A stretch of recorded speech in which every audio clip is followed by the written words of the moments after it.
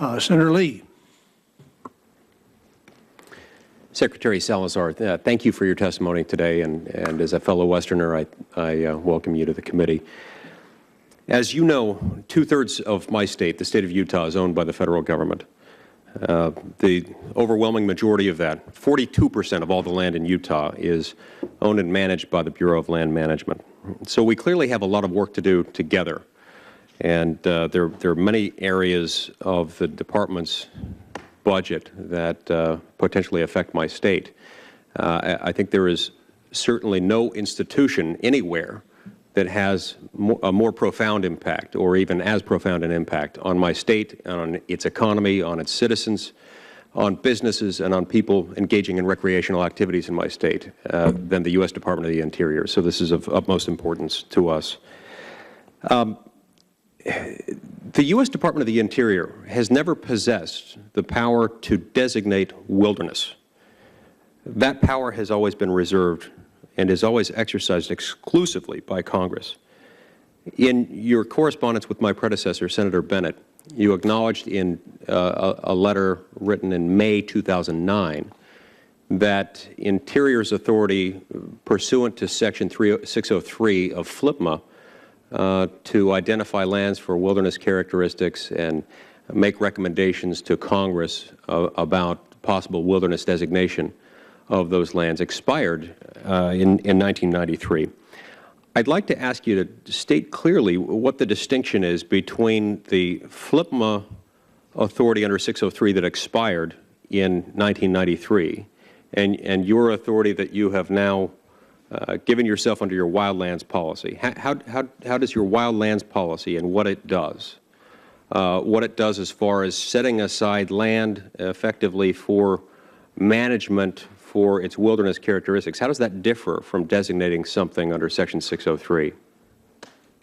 First, let me say, Senator Lee, congratulations on your election, and I look forward to working with you as you serve here in the United States Senate on the issues relating to Utah and this country. We recognize the importance of the public estate and the involvement of the Department of Interior on so many features of your state. I think the economic contributions from Zion and our national parks, as well as energy development, both conventional as well as renewable, are huge economic contributors to your state, and we work closely with your governor, and we work closely with others on making sure that we have the right kind of partnership. With respect to the wildlands issue which you raise, there is authority, in my view, conclusive authority in Sections 201 and 202 of FLPMA to manage the public estate for multiple purposes, including conservation. And so the secretarial order that I issued recognizes that, and that conservation and lands with wilderness characteristics are part of that responsibility which I have as Secretary of Interior. And so I recognize, number one, that in terms of the designation of a wilderness area, that is a congressional authority and not an authority that I have as Secretary of Interior or the BLM has. So I recognize that. Number two, I also recognize that our order, the order which I signed, doesn't set aside a single acre of lands with wilderness characteristics. What we will do is to work with the states and local communities in terms of the resource management plans to address those areas where there may be agreement with respect to how we take care of these places that need to be protected for their conservation purposes. But how will the management of those lands differ from wilderness areas? In other words, will in practical effect, if you designate something as wildlands? In practical effect, if you read the order, and Senator Lee, you probably, knowing your legal acumen, you probably have read the order several times. But first, there's certainly a recognition there of honoring existing rights, and second of all, there is also the multiple use concept that is included in several of the sentences of the order that say that even if lands are designated for wilderness characteristics, that if the other multiple use purposes for which BLM must manage its lands under FLPMA take precedence, and that will be a use that will be allowed. And so it is not, it will have a different management regime than lands that have been designated as wilderness by Congress. But this still will differ than how the lands would be managed in the absence of the policy, correct? In the absence of the policy, there will be a difference as a result of the resource management plan, so that we make sure that the conservation values are at the table in the same way that oil and gas development is at the table, or other uses of the public estate. Hey, what about the fact that over the last 10 years or so, we've had counties and state government officials throughout my state, throughout Utah, who have worked really hard on resource management plans and on lots of negotiations that go along in the development of resource management plans. We've also got a number of counties that have worked with officials from BLM, that have worked with people from the Southern Utah Wilderness Alliance and other environmental interest groups to develop comprehensive land use management bills that have gone forward, like what we had from Washington County. What do I say to the state and local government officials in Utah who now fear that the negotiation, the effort that they put into that is now placed in jeopardy, and that they can't rely on that? What do I tell them?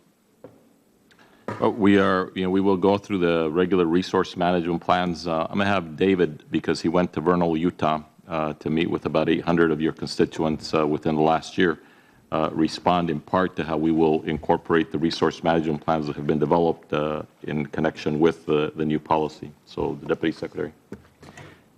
Senator, the whole point of the wildlands policy is to use that public process that you're talking about, the RMP process, to identify lands that will be managed for wilderness characteristics.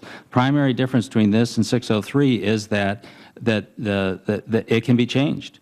The whole concept of RMPs is that they can be changed. What happened in your state, as you well know, is that there were inventories done for wilderness characteristics, but the RMPs for the three major RMPs in the eastern Utah did not provide guidance at all to BLM or to lessees about whether the fact that there were these lands with wilderness characteristics should have any impact at all on leasing decisions. We think that's not right. That RMP process should provide some guidance to lessees and to the public about how those lands will be managed. And if in the future or in connection with this process, some lands with wilderness characteristics should not be kept that way, that can be part of the process as well. There's no prejudging going on here. But my understanding is that those RMPs, let's take the Vernal RMP, for example, it identified certain lands as suitable for leasing and others as not. It identified virtually everything as suitable for leasing. The amount of land in the Vernal RMP, the other two RMPs, I think it was a very, very small percentage of the lands with wilderness characteristics. But it did identify some. Yes, it did. And those were not identified as suitable for leasing. That's correct. So this is an effort to undo that. No, it's an effort to raise the question, to provide some guidance to everybody as to the areas that have wilderness characteristics for which there's no guidance to anyone as to whether specific leases will be honored or not. We want to provide more guidance, because what has happened, as you know, in Utah, is that some of those areas, leases have come in, they've all been protested. So the whole system has been gummed up by litigation because the environmental groups have expressed concern about putting leases in areas where there's no infrastructure, where there are wilderness characteristics, et cetera. We think there should be more clarity to the process. Okay. Well, the fact that they've been protested, the fact that they've been litigated, doesn't mean that there wasn't an analysis undertaken. The fact that there was less land than you would like to have been designated as not suitable for leasing doesn't mean that the question wasn't asked and answered during this protracted process. And so you haven't really answered my question as to what I'm supposed to tell these local government authorities. But I see my time has far expired. I'll submit the remainder of my questions in writing. Thank you.